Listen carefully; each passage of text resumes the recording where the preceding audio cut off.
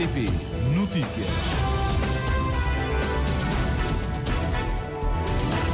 Notícias para conferir nesta edição do primeiro jornal com o Eugénio Teixeira. Bom dia, uma vez mais, Eugénio. Quais são as novidades desta edição?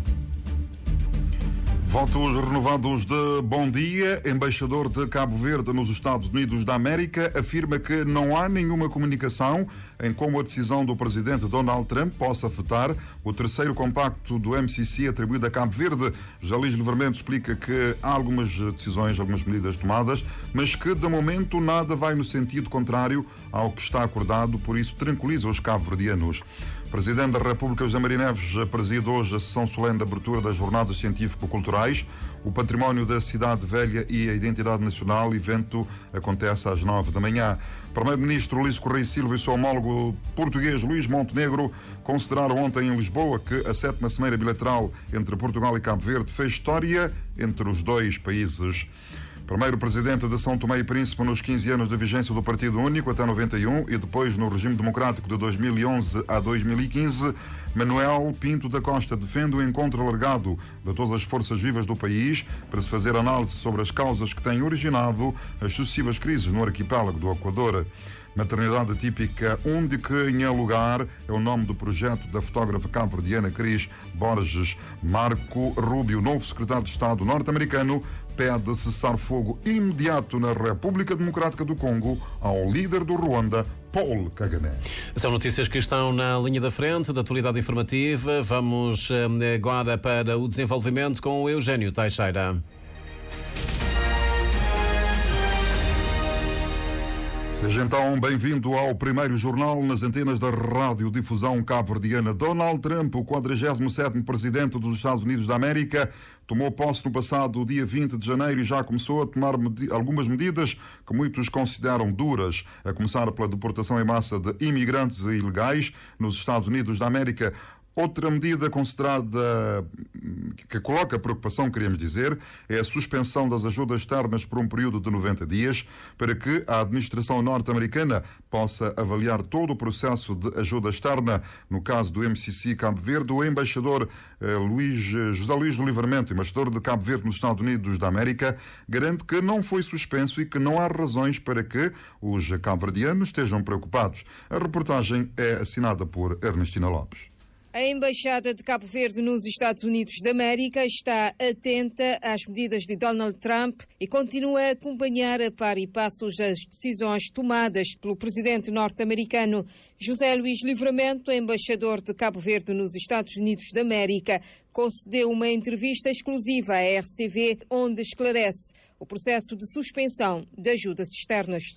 Suspendeu a ajuda externa por um período de 90 dias para fazer uma melhor avaliação daquilo que está em curso e daquilo que está por decidir. Portanto, é uma suspensão de 90 dias para permitir à administração americana avaliar todo esse processo de ajuda externa. O que há são pequenas restrições até 25 de abril próximo, tendo atenção a essa decisão de avaliação de toda a ajuda externa. Em relação ao MCC, que ajudou a aprofundar a cooperação entre Cabo Verde e os Estados Unidos da América, conforme garantiu José Luís Livramento, não recebeu até então qualquer comunicação de que tenha sido suspenso o programa. Nós não recebemos nenhuma comunicação de que estava suspenso, pelo contrário, a comunicação recebida tem algumas pequenas restrições até 25 de abril, a data em que passam os 90 dias. Até esse momento não temos nenhum sinal que leve a que isto aconteça, portanto tudo aquilo que são afirmações de suspenso, o terceiro compacto acabou de ser compacto, são especulações e não correspondem à verdade. José Luís Livramento acredita que a suspensão temporária não põe em causa a continuidade dos contactos por parte do MCC. Neste momento os estudos continuam, a unidade cabo-verdiana continua a trabalhar. Os contactos entre o MCC, aqui Washington, e essa unidade continuam, as discussões continuam. Dentro dos programas há os projetos que são avaliados em termos económico-financeiros e no final, em abril de 2026, é o prazo máximo para que esse processo primário esteja concluído. nós pensamos que deverá ser concluído e estamos a trabalhar para que seja concluído em muito menos tempo, já que são projetos que precisamos até para a realização do nosso plano estratégico de desenvolvimento. Portanto, fim dessa parte do processo, assina-se então o acordo de financiamento entre as duas partes e vai-se iniciar a execução desses projetos. Portanto, Embaixador de Cabo Verde nos Estados Unidos da América, José Luís Livramento, sobre suspensão de ajudas externas pela nova administração norte-americana. Entrevista completa para acompanhar no Outro Olhar com o embaixador de Cabo Verde nos Estados Unidos da América, portanto, Outro Olhar às 7h40. Seguimos em frente neste Rádio Jornal. O Presidente da República, José Maria Neves, preside hoje a sessão solene de abertura das Jornadas Científico-Culturais, o Património da Cidade Velha e a Identidade Nacional. O evento terá lugar às 9h da manhã no Centro Cultural da Cidade Velha. Iniciativa que se realiza por ocasião das comemorações do Dia do município da Ribeira Grande de Santiago e do 50º da Independência Nacional e que visa promover uma reflexão sobre o património histórico e cultural da Cidade Velha, património mundial pela Unesco, como símbolo central da identidade cabo-verdiana e da projeção do país no mundo. Enquanto champion da União Africana para a Preservação do Património Natural e Cultural de África, José Maria Neves, diz a nota de imprensa da Presidência da República, tem entre as preocupações centrais a conservação dos monumentos e sítios históricos, bem como a sua projeção e valorização como pilar e referência para a construção do futuro. As jornadas científico-culturais em torno da história e o património da Cidade Velha, recorde-se, realizam-se anualmente. A edição deste ano versa a relação entre a patrimonialização deste sítio de memória e a formação da identidade nacional cabo-verdiana, na linha das preocupações do chefe de Estado para uma maior utilização do seu potencial na autorrepresentação da nação e projeção de Cabo Verde. O primeiro-ministro Ulisses Correia Silva e o seu homólogo português, Luís Montenegro, consideraram ontem em Lisboa que a 7ª Cimeira Bilateral entre Portugal e Cabo Verde fez história entre os dois países. Parceiros prioritários, disse Ulisses Correia Silva, que considerou a Cimeira um sucesso. Todas estas áreas representam impacto no desenvolvimento de Cabo Verde, mas representam oportunidades para os nossos empresários, oportunidades para o setor privado português, oportunidade do setor privado cabo-verdiano, criação de oportunidades para aumentar o potencial de crescimento económico, emprego e rendimento.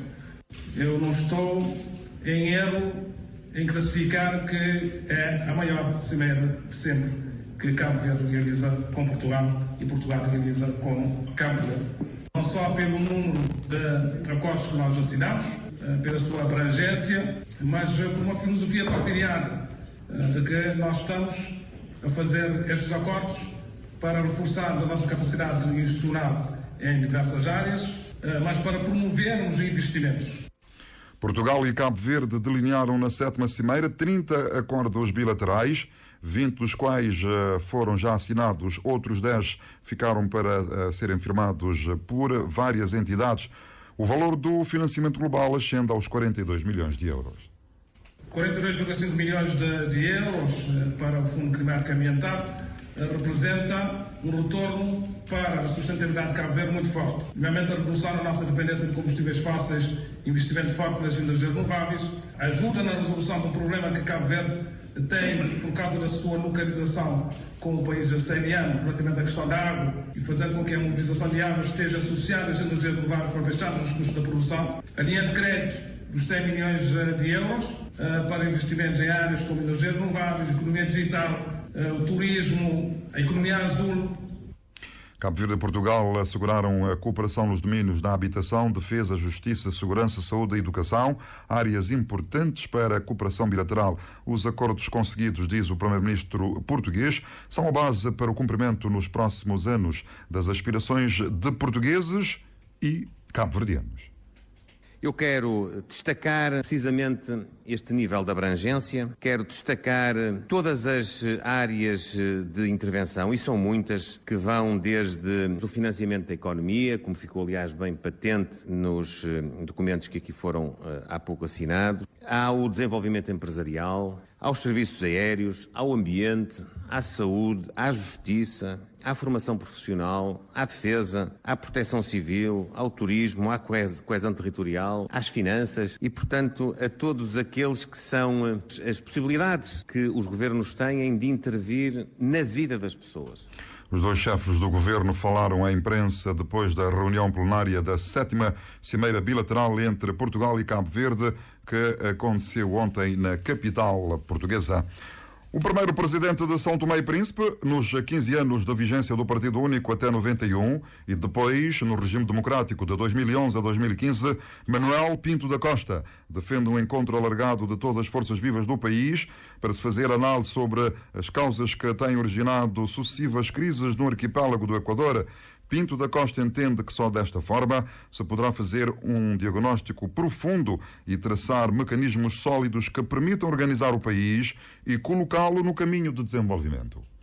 Com a admissão do governo liderado pelo primeiro-ministro Patrício Trovoada, foi um primeiro passo, mas o problema não está resolvido. Temos que encontrar as causas, temos que analisar para identificarmos as causas que levou São Tomé e Príncipe a estar numa situação de crise permanente. Portanto, temos que analisar as causas disso. Por que isso tudo está a acontecer? O presidente tem uma oportunidade agora, uma boa oportunidade de fazer o quê? De convocar, congregar todos os representantes, todos os dirigentes das forças políticas, da sociedade civil, das igrejas, reunirmos todos à volta de uma mesa para, em conjunto, identificarmos as causas principais que levaram o país a estar nessa situação em que se encontra. E depois encontrarmos, portanto, saídas consensuais. Com base nessas saídas consensuais, elaborarmos um plano para permitir o país sair desse marasmo em que nós nos encontramos. Temos as eleições de 2026. Ora, as eleições para 2026 não deve constituir a preocupação fundamental das forças políticas nesse momento. Nesse momento há muito mais coisas para resolver relacionado com as causas das crises permanentes que nós temos do que está a lutar agora para perder em 2026. Tendo em conta a real situação de São Tomé e Príncipe, mergulhado numa profunda crise, o antigo chefe de Estado defende a criação de um governo de unidade nacional formado por gente dos partidos e fora das forças políticas, mas com competência e capacidade de trabalho. Ter um governo de competência. Esse governo pode ter um espaço de 4 anos para pôr o país em ordem e os membros desse governo, quando nas próximas eleições de 4 anos depois, podem abdicar de não apresentar candidatura por coisa nenhuma. Nós temos várias competências a nível nacional. O governo de unidade nacional, que podem ser figuras do partido, com figuras sem partido.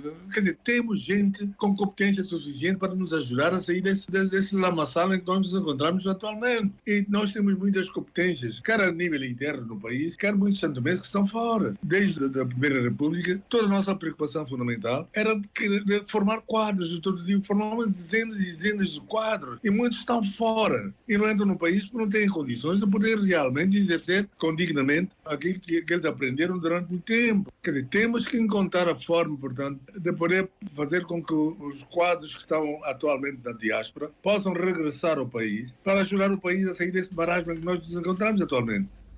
Antigo Presidente da República de São Tomé e Príncipe, Manuel Pinto da Costa, a defender um amplo diálogo e a formação de um governo de unidade para criar as bases efetivas da organização, clima de estabilidade política e social, alavancando o país rumo ao desenvolvimento, por forma a proporcionar melhores condições de vida às populações de uma forma geral. Recorde-se que em São Tomé e Príncipe existe uma significativa comunidade cabo-verdiana. Na região autónoma do Príncipe, a maioria da população, fala-se até de entre 70% a 80%, é cabo-verdiana e de origem cabo-verdiana. Maternidade Atípica, onde que em lugar é o nome do projeto da fotógrafa cabo-verdiana Cris Borges. A iniciativa tem como objetivo dar voz e visibilidade aos pais atípicos, retratando as realidades das suas rotinas, os desafios que enfrentam, as alegrias que vivem e o amor incondicional que os impulsiona. O projeto também visa chamar a atenção para a necessidade de criar condições para as mães trabalhadoras com filhos portadores de alguma deficiência. Ailson Martins.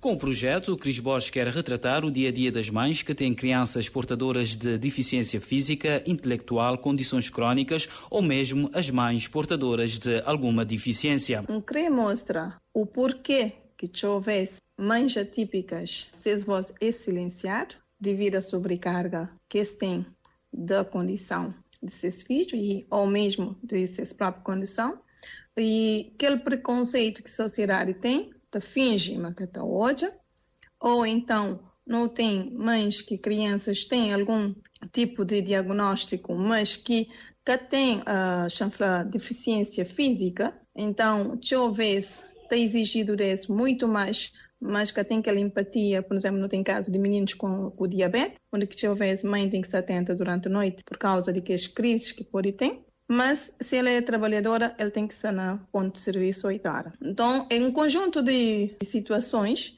que mães atípicas passam, que através de fotografia bem retrata. Para além de retratar a maternidade atípica, segundo a fotógrafa, o projeto visa chamar a atenção para a necessidade de criar condições para as mães trabalhadoras com filhos portadores de alguma deficiência. E principalmente uma chamada de atenção para entidades empregadoras, onde que eles devem ter um olhar mais empático que as mães, porque nunca sabe como é que foi essas noites, no sentido de não só entidades empregadoras, mas a quem de direito na país, para criar leis que te sensibiliza, que te protege que as mães ali, no sentido de, pelo menos, eles tenham uma isenção do horário, pesca entre 8 horas, porque a hora que um profissional, uma mãe, que dorme noite, ele é que vai produzir nada aquele outro dia. Então, ele precisa de um repouso.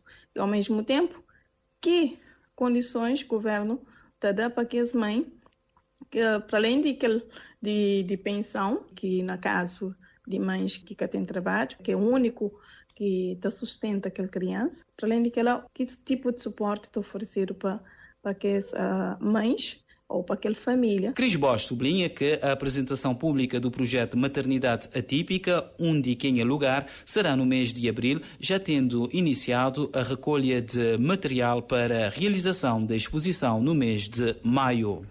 O secretário do Estado norte-americano, Marco Rubio, pressionou terça-feira, portanto ontem, o Ruanda para um cessar-fogo imediato na República Democrática do Congo, ao manifestar a preocupação com a entrada de rebeldes apoiados por Kigali na importante cidade de Goma. Numa chamada telefónica com o presidente ruandês Paul Kagame, Rubio sublinhou que os Estados Unidos estão profundamente preocupados com a escalada do conflito em curso no leste da República Democrática do Congo, particularmente com a queda de Goma para o grupo armado M23, apoiado pelo Ruanda, disse um comunicado do Departamento de Estado. O novo chefe da diplomacia norte-americana pediu um cessar-fogo imediato na região e que todas as partes respeitassem a integridade territorial soberana, afirmou. Há anos que os Estados Unidos alertam o Ruanda sobre o apoio aos rebeldes. Sob a anterior administração de Joe Biden, os Estados Unidos negociaram um acordo frágil para aliviar as tensões. O presidente da República Democrática do Congo, Félix Tshisekedi, deverá encontrar-se com seu homólogo ruandês Paul Kagame numa cimeira de emergência esta quarta-feira. As forças de segurança congolesas tentaram travar o avanço dos rebeldes do M23, apoiados pelo Ruanda, que dizem ter capturado Goma depois de entrarem na maior cidade do leste da RDC. Autoridades da ONU relataram corpos nas ruas e hospitais lotados. Goma é um centro comercial e humanitário e tornou-se um refúgio para centenas de milhares de pessoas que agora fogem dos tiros e dos bombardeamentos numa grande escalada e dos conflitos mais longos de África. A violência ecoou longe de Goma enquanto os manifestantes na capital do país atacaram pelo menos 10 embaixadas, incluindo as da França e dos Estados Unidos, que pediram aos cidadãos que abandonassem a cidade. Os rebeldes do M23 são cerca de 100 grupos armados que disputam uma posição na província de Kivu Norte, rica em minerais, essencial para grande parte da tecnologia mundial. Muitos continuam a fugir através da fronteira para o Ruanda, enfrentando fortes chuvas e, por vezes, sendo apanhados em tiroteios entre soldados congoleses e rebeldes do M23. Passam agora 19 minutos das 7 da manhã. Está concluída esta edição do primeiro jornal com Eugênio Teixeira, ele que regressa à antena às 7h30 agora para os destaques desta manhã informativa.